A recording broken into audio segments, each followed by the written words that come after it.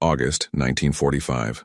The war was ending, but for thousands of women imprisoned across the Pacific, their darkest hour was just beginning. What the Japanese military called a purification ceremony would become one of the most disturbing and least discussed chapters of World War II. This is the story of the women who survived it. Manila, Philippines, March 1942. Lieutenant Emily Bradford pressed her back against the hospital wall as explosions rocked the building. The Japanese invasion had turned the city into hell on earth. She was 28 years old, an army nurse who had volunteered to serve overseas with dreams of adventure and purpose. Back in Boston, her mother had begged her not to go. Her father, a great war veteran, had looked at her with knowing sadness and said nothing.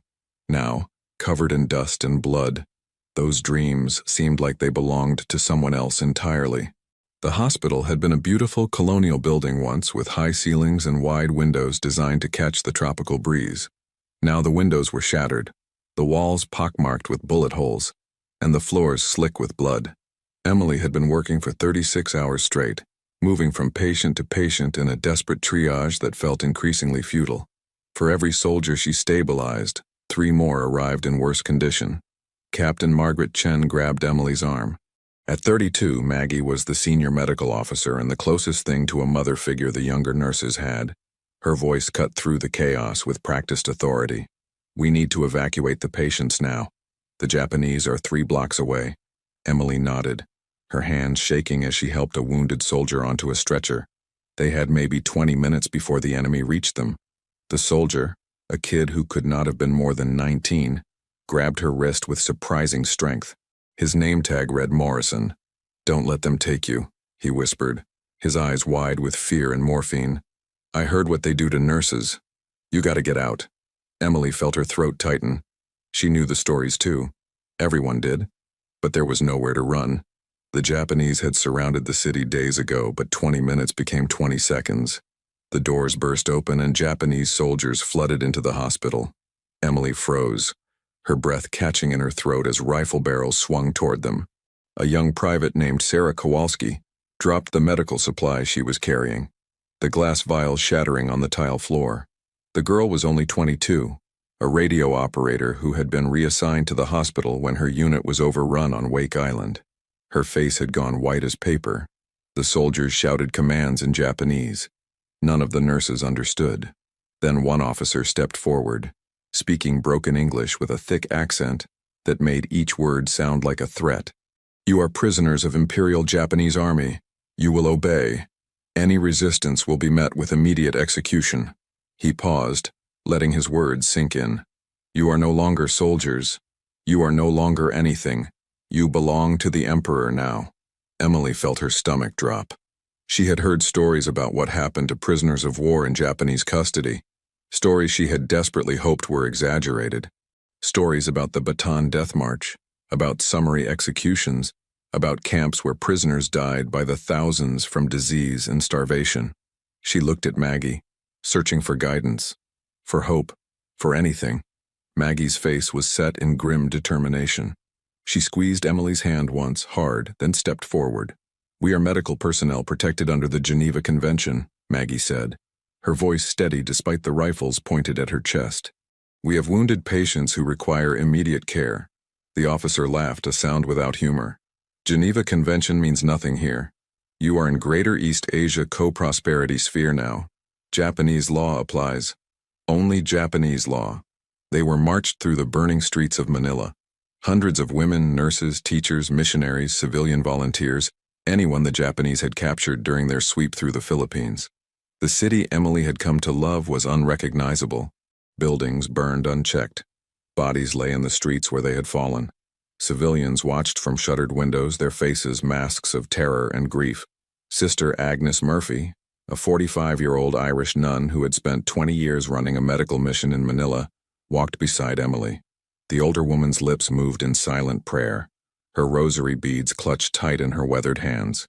She had refused to evacuate when the Japanese invaded, insisting that her patients needed her. Now she would pay for that loyalty with years of imprisonment. The march took 6 hours. 6 hours under the brutal tropical sun, with no water, no rest, no mercy. Women collapsed from heat exhaustion and were beaten until they stood again. An older teacher, Mrs. Harrison, fell and could not get up.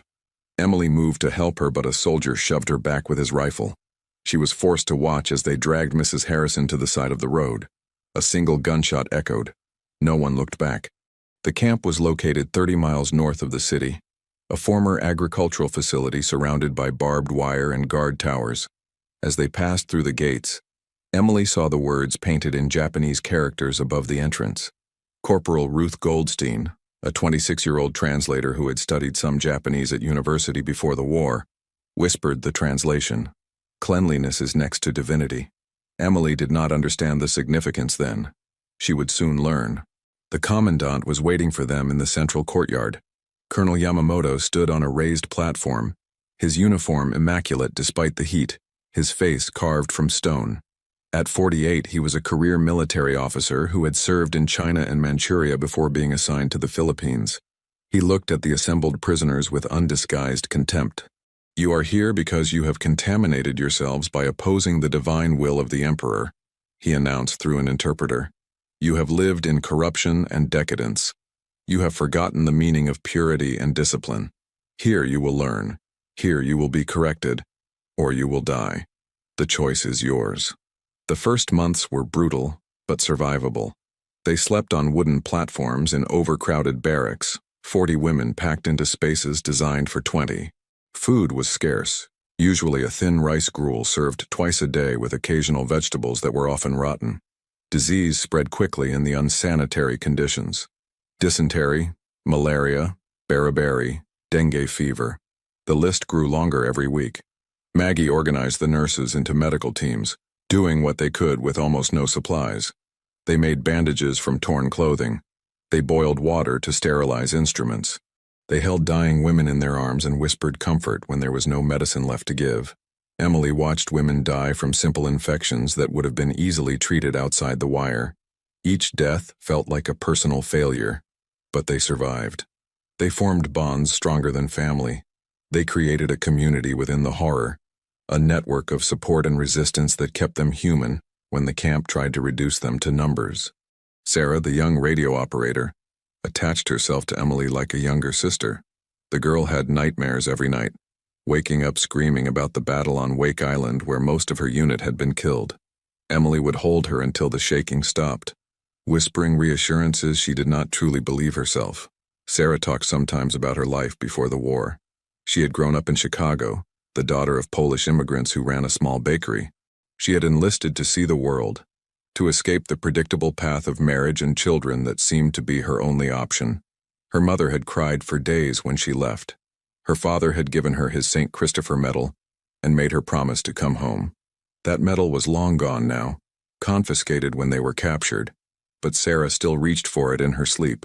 The guards were a constant presence. They watched everything, looking for any sign of defiance or resistance. Punishments were swift and brutal. A woman caught stealing food would be beaten in front of the entire camp.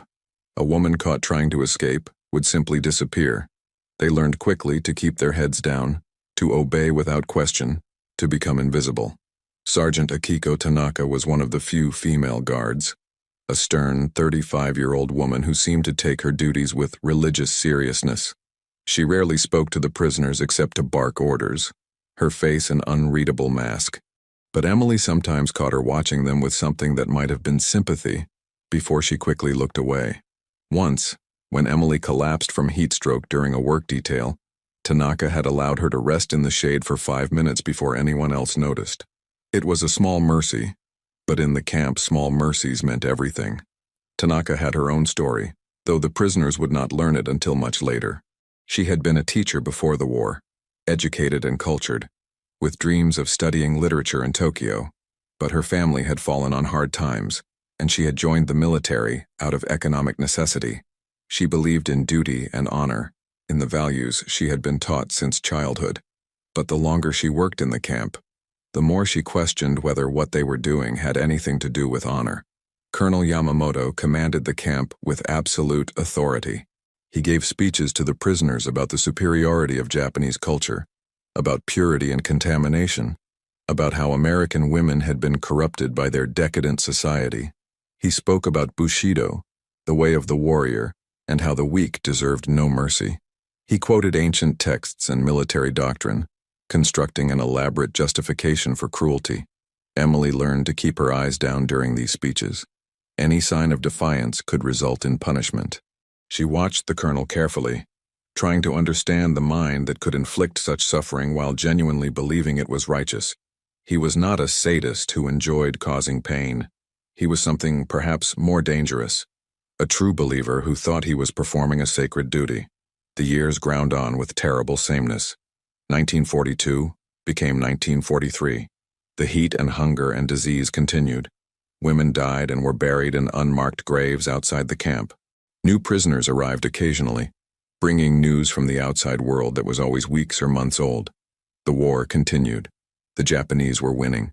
Then they were losing. Then no one knew for sure. 1943 became 1944. The food rations decreased. The guards became more nervous and more brutal. Rumors spread that the Japanese were losing ground across the Pacific, that American forces were island-hopping their way toward Japan itself. But the prisoners had learned not to hope too much. Hope was dangerous. Hope could break you worse than any physical punishment. Emily changed during those years. The idealistic young nurse who had volunteered for adventure died slowly, replaced by someone harder and more pragmatic. She learned to steal food without getting caught. She learned to treat wounds with nothing but dirty water and determination. She learned to disconnect emotionally from the suffering around her because feeling too much would drive her insane. But she never learned to stop caring entirely. That stubborn core of humanity remained, battered but unbroken. Maggie became the unofficial leader of the prisoners. She settled disputes, organized work details, made impossible decisions about who got the last of their medical supplies. She carried the weight of hundreds of lives on her shoulders and never complained. Emily watched her age 10 years in the span of 3, watched the silver spread through her black hair and the lines deepen around her eyes. But Maggie never wavered. She was their rock, their mother, their commander. Sister Agnes provided spiritual support to anyone who wanted it, regardless of their faith. She held prayer services in the barracks, her voice rising in Latin hymns that reminded them of a world beyond the wire. She heard confessions and offered absolution. She sat with the dying and helped them find peace. Her faith never seemed to waver, even when Emily wanted to shake her and demand how she could still believe in a God who would allow such suffering. Ruth used her language skills to gather intelligence. She listened to the guards talking and pieced together information about the war's progress. She kept a secret diary, writing in tiny script on scraps of paper she hid in the barracks. She was determined that if she survived, the world would know what had happened here. Every death, every cruelty, every moment of resistance would be recorded. News from the outside world came in whispers and rumors. The guards seemed increasingly nervous as 1944 turned into 1945. Lieutenant Hiroshi Watanabe, a 29-year-old junior officer, sometimes left extra food near the barracks when he thought no one was watching. He never spoke to the prisoners directly, but his small acts of kindness did not go unnoticed. Emily wondered what his story was, what circumstances had brought him to this place, whether he struggled with the same questions of duty and conscience that seemed to plague Sergeant Tanaka. Then came August 1945. The atmosphere in the camp changed overnight. The guards were agitated, arguing among themselves in rapid Japanese that Ruth strained to understand. She caught fragments of conversation, something about a powerful bomb, cities destroyed, Hiroshima, Nagasaki, names that meant nothing to the prisoners but seemed to fill the guards with terror. The emperor considering surrender, the impossible becoming possible.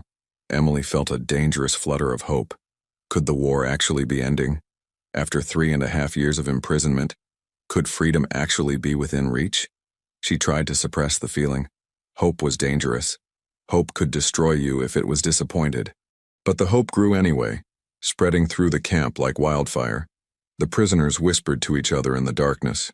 Maybe soon, maybe finally, maybe they would survive after all. But Colonel Yamamoto had other plans. On August 14th, he called an assembly. All prisoners were ordered to the central courtyard. Emily stood with Maggie and Sarah, their bodies pressed close together as hundreds of women gathered under the brutal afternoon sun. The colonel's face was twisted with an emotion Emily had never seen before. Not anger. Something closer to desperation, to rage, mixed with grief. "Japan has been forced into a temporary ceasefire," he announced, his voice shaking with barely controlled emotion. The interpreter struggled to keep up with his rapid speech. "The Emperor, in his divine wisdom, has chosen to end hostilities to preserve the Japanese people. But before any prisoner can be released, before you can return to contaminate your own people with what you have learned here, you must undergo purification." Emily felt ice water flood her veins. Maggie's hand found hers and squeezed hard. What did he mean by purification? The colonel continued, his voice rising with fanatical intensity. "You have lived among the enemy for years. You have been exposed to our culture, our sacred traditions, our ways. You carry this contamination within you. You will take it back to your countries and spread lies about the greater East Asia co-prosperity sphere. This cannot be allowed. You must be cleansed." The ceremony, he explained, was based on ancient Shinto purification rituals. Water and salt to cleanse impurities. Ritual bathing to wash away contamination. But even as he described it in religious terms, Emily understood the truth. This was not about purification. This was about punishment. This was about one final act of cruelty before they had to let the prisoners go. This was about a man who could not accept defeat, trying to inflict one last humiliation on the women he had controlled for so long. They were divided into groups of 20. Emily, Maggie, Sarah, Sister Agnes, and Ruth were in the first group. Sergeant Tanaka led them to a building they had never been allowed to enter before. Her face was carefully blank, but Emily thought she saw something in the woman's eyes. Shame? Regret? It was hard to tell. Inside, the air was thick with steam and the smell of harsh chemical soap. Large wooden tubs filled with scalding water lined the walls. Japanese characters were painted everywhere on the walls, the ceiling, even the floor. Ruth translated quietly. Purification, cleansing, redemption through suffering, purity of body and spirit. Contamination must be removed. On and on, the same themes repeated endlessly. "Strip," Sergeant Tanaka ordered, her voice flat and emotionless. "All clothing must be removed. All possessions must be surrendered. You will enter the purification completely bare." The women looked at each other in horror. Sister Agnes began to protest, her voice rising. "This is barbaric. This violates every principle of human dignity. We are not animals to be." Tanaka cut her off. "This is not negotiable. You will comply or you will be forced to comply." Emily's hands trembled as she began to unbutton her filthy prison uniform. The fabric was more holes than cloth after 3 years of wear, patched and repatched until it barely held together. Around her, the other women did the same, tears streaming down their faces. The humiliation was deliberate. They were being stripped of everything, reduced to nothing, made vulnerable in the most fundamental way possible. The guards watched. That was part of the ritual too, part of the humiliation. Male guards stood at attention around the room, their faces impassive as the women undressed. Emily tried to cover herself with her hands, but there was nowhere to hide. She felt exposed in a way that had nothing to do with physical nakedness. This was about power, about control, about making them feel small and helpless. They were forced to stand naked while guards inspected them, checking for any items they might have hidden. Rough hands poked and prodded. Sarah was sobbing openly now. Maggie stood straight-backed and defiant, refusing to show weakness even as tears ran down her face. Sister Agnes continued to pray, her voice steady even as her body shook. Ruth's jaw was clenched so tight Emily thought her teeth might crack. Then came the water. The temperature was deliberately set to be almost unbearably hot. Emily gasped as she was pushed into the first tub, her skin immediately turning bright red. The heat was shocking, painful, like being boiled alive. She tried to climb out, but a guard forced her back down. "You will remain until the contamination is removed," he said through the interpreter. The soap they were given was industrial strength, designed to strip away every trace of oil and dirt from skin. It burned like acid, especially on the cuts and sores that covered their bodies from years of malnutrition and poor hygiene. Emily scrubbed mechanically, following orders, trying to disconnect her mind from what was happening to her body. But there was no escape. The pain was too immediate, too overwhelming. But the physical pain was nothing compared to the psychological torture. As they scrubbed, Japanese propaganda was broadcast through loudspeakers mounted in the corners of the room. Messages about contamination and impurity, about how they had been corrupted by their exposure to Japanese culture and needed to be cleansed before they could return home. The voices were calm, almost soothing, which made the message even more disturbing. "You have lived among a superior civilization," the voice intoned. "You have witnessed the glory of the greater East Asia co-prosperity sphere. You have seen how the weak are corrected and the strong prevail. This knowledge contaminates you. You will carry it back to your decadent nations and spread confusion and lies. Therefore, you must be purified. The contamination must be burned away. Only then can you be released." The ritual was designed to break them, to make them feel dirty and ashamed, to make them internalize the idea that they were somehow impure and needed to be cleansed. It was psychological warfare of the most insidious kind. Emily felt the message worming into her brain despite her resistance. Part of her, the exhausted, traumatized part that had endured 3 years of imprisonment, wanted to believe it, wanted to accept that there was something wrong with her that needed to be fixed. Emily watched Sarah collapse in the water, sobbing uncontrollably. The young woman had endured 3 years of imprisonment with remarkable strength, but this final violation shattered something inside her. Maggie pulled Sarah from the tub, holding her despite the guards shouting at them to continue the process. "I have got you," Maggie whispered fiercely. "We are almost through this. Just hold on a little longer. Do not let them win. Do not let them break you now." But Sarah was beyond hearing. She had retreated somewhere deep inside herself, somewhere the guards could not reach. Her eyes were open but unfocused. Her body shook with silent sobs. Emily recognized the signs of complete psychological collapse. She had seen it before in the camp, in women who had simply given up, who had decided that death was preferable to one more day of suffering. Sister Agnes prayed throughout the entire ordeal, her voice rising above the propaganda in defiant Latin. "Ave Maria, gratia plena, Dominus tecum. Hail Mary, full of grace. The Lord is with thee." Some of the other women joined her, their voices creating a counter-melody to the hatred pouring from the speakers. Emily found strength in that sound, in the reminder that they were still human, still together, still unbroken in the ways that truly mattered. The ceremony lasted 4 hours. 4 hours of scalding water, harsh soap, and psychological assault.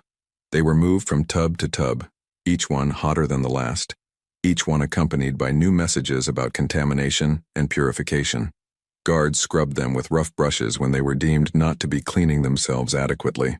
The brushes tore at their skin, leaving raw, bleeding patches. When it was finally over, they were given rough cotton garments to wear and led back to the barracks. Emily's skin was raw and burning. Her body ached. But worse than the physical pain was the look she saw in the eyes of the women waiting for their turn. Pure terror. They had heard the screams. They knew what was coming, and there was nothing anyone could do to stop it. Sergeant Tanaka lingered after the other guards left. For the first time in 3 years, she spoke directly to the prisoners in halting English. "I am sorry. This is wrong, but I must follow orders. If I refuse, they will kill me and find someone else to do this work. I am sorry." Then she was gone, leaving them to process what had just happened. Emily sat on her wooden platform, staring at her reddened hands. The skin was peeling in places, raw and tender, but the physical damage would heal. She was more worried about the psychological wounds. She felt violated in a way that had nothing to do with physical injury. The ceremony had been designed to make them feel contaminated, to make them internalize the idea that they were somehow impure, somehow deserving of this treatment. But Maggie would not let that poison take root. She stood in the center of the barracks, her voice strong despite her exhaustion and pain. "Listen to me. All of you, listen. What they did to us was evil. It was not purification.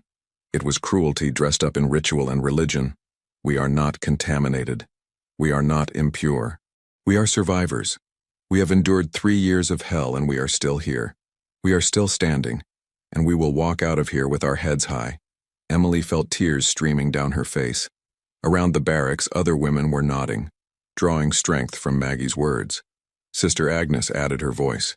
"They tried to break our spirits, but they failed. They tried to make us feel less than human, but we refused. We held on to our humanity even when they tried to strip it away. That is our victory. That is what they can never take from us. The purification ceremonies continued for 3 days. Every woman in the camp was forced to endure the ritual. Some groups faced even worse treatment. There were reports of beatings, of women being held underwater until they nearly drowned, of guards who took the opportunity to inflict additional humiliations beyond what the ceremony required. Colonel Yamamoto oversaw it all with the fervor of a true believer, convinced he was performing a sacred duty.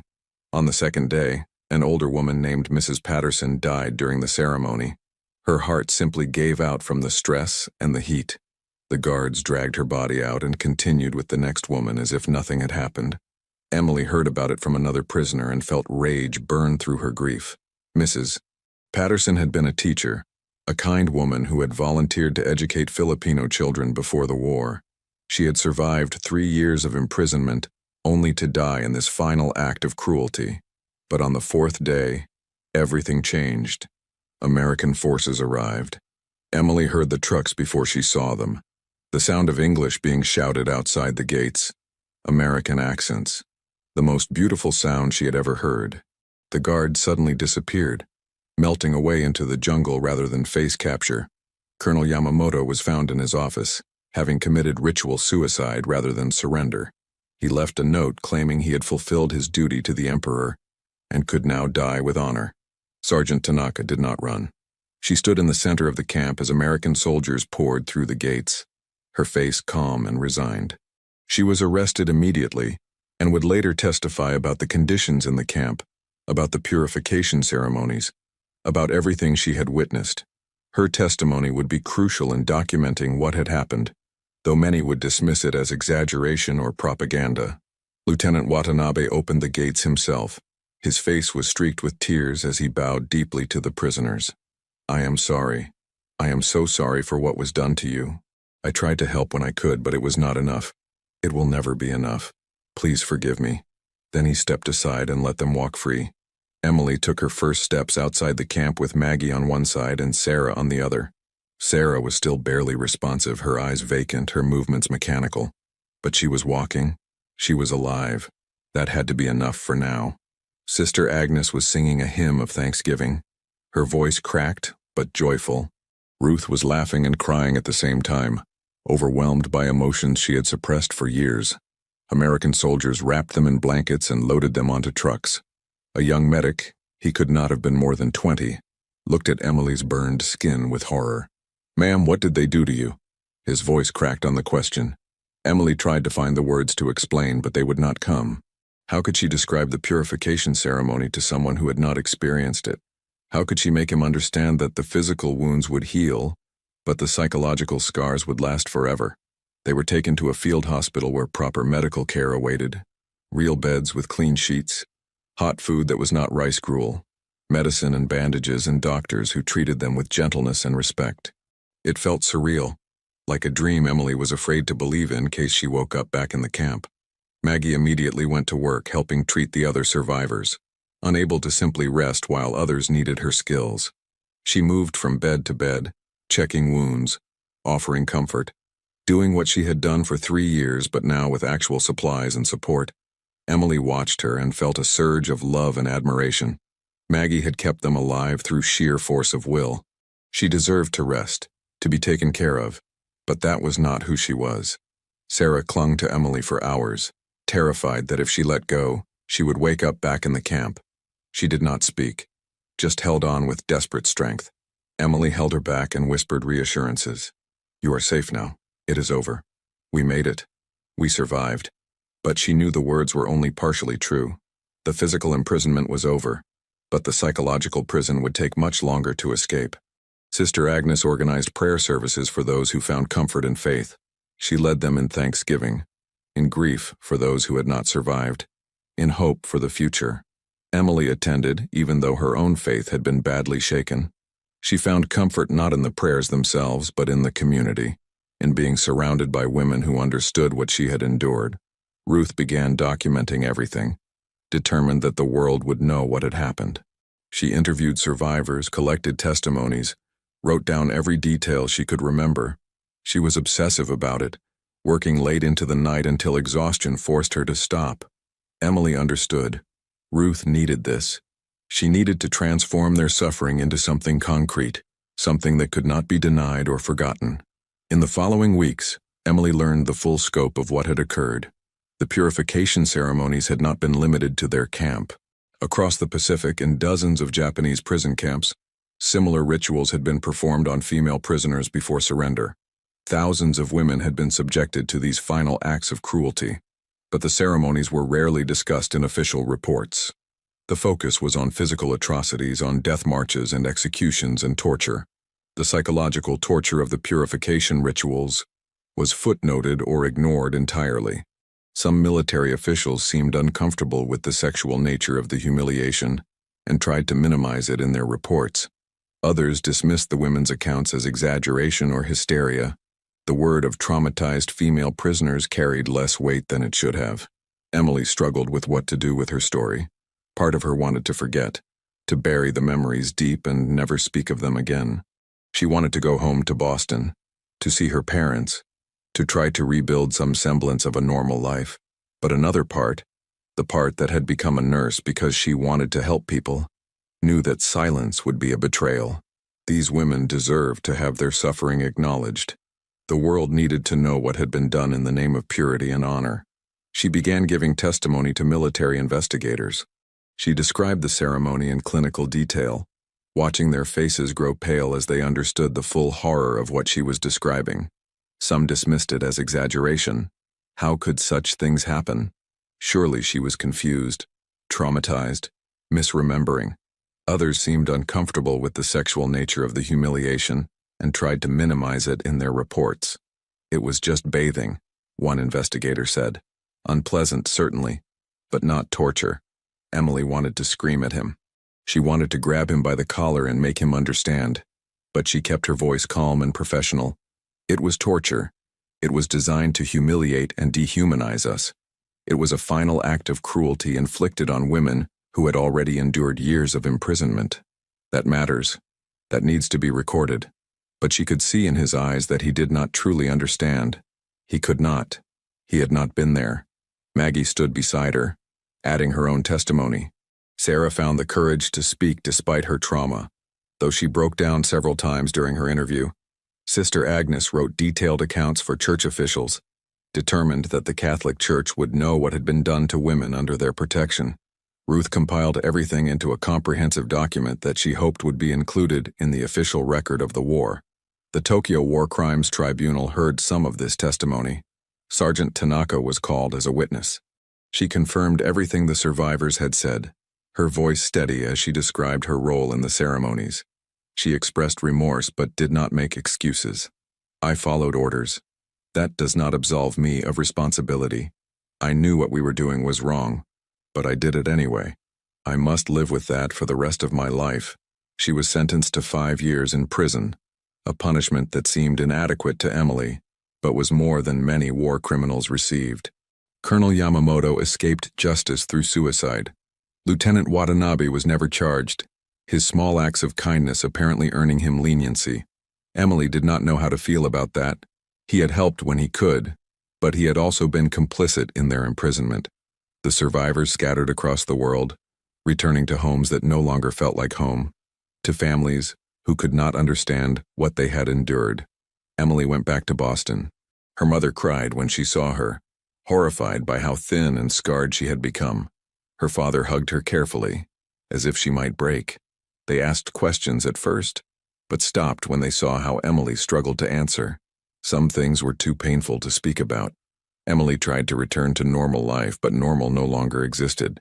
She could not sleep without nightmares. She could not tolerate small enclosed spaces. She flinched at loud noises.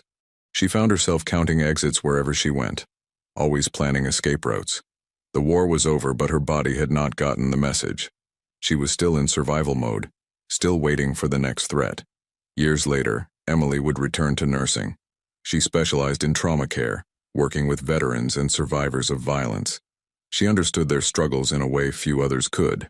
She knew about nightmares and flashbacks, about the way trauma could ambush you years after the original event. She married a doctor she met at the VA hospital, a kind man who understood when she woke up screaming from nightmares. He had his own demons from the war. They helped each other carry the weight. She never had children, feeling that she had given all her maternal energy to caring for patients. But she stayed in touch with the other survivors. They were her family in ways her blood relatives could never be. They understood. They had been there. They carried the same scars. Maggie became a psychiatrist, pioneering treatments for what would later be called post-traumatic stress disorder. She worked with returning veterans, with survivors of violence, with anyone struggling to rebuild their lives after trauma. Her research was groundbreaking, helping to establish PTSD as a legitimate medical condition rather than weakness or cowardice. She never married, dedicating her life entirely to her work. Sarah struggled for decades with anxiety and depression. She had multiple hospitalizations, periods where the trauma overwhelmed her completely, but she eventually found peace working as an advocate for POW rights. She testified before Congress, pushing for better support for former prisoners. She wrote a memoir that became a bestseller, finally giving voice to experiences that had been ignored for too long. Sister Agnes returned to missionary work, spending her remaining years serving the poor in Southeast Asia. She went back to the Philippines, to the very country where she had been imprisoned, and rebuilt her medical mission. When people asked why she would return to the place of her trauma, she said simply that the people there needed help and she could provide it. The past was past. The work was what mattered. Ruth became a historian, ensuring that the stories of female POWs were included in the official record. She fought against the tendency to minimize or ignore women's experiences in war. She published books and articles, gave lectures, trained new historians. She was relentless in her mission to make sure these stories were not forgotten. They gathered every year on the anniversary of their liberation. The group grew smaller as time passed, as age and illness claimed them one by one. But they never forgot. They never stopped telling their stories to anyone who would listen. Because the purification ceremonies were not just about what happened to them. They were about how societies use concepts of purity and contamination to justify cruelty, about how ritual can be twisted to serve evil purposes, about how important it is to remember even the most uncomfortable parts of history. Emily lived to be 93 years old. In her final interview, recorded just weeks before her death, she was asked what she wanted people to understand about the purification ceremonies. She thought for a long moment, her aged hands folded in her lap, the same hands that had been burned raw all those years ago, before answering. They tried to make us feel dirty. They tried to make us feel like we needed to be cleansed of some contamination, but we were never dirty.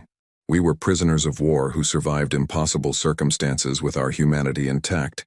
The only contamination was the hatred and cruelty in the hearts of those who designed those ceremonies. Remember that. Remember us. But also remember that we survived. We healed.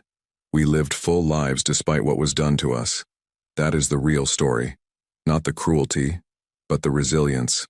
Not the trauma, but the recovery. Not the breaking, but the refusal to stay broken. The purification ceremonies remain one of the least known aspects of the Pacific War. They are rarely mentioned in history books or documentaries.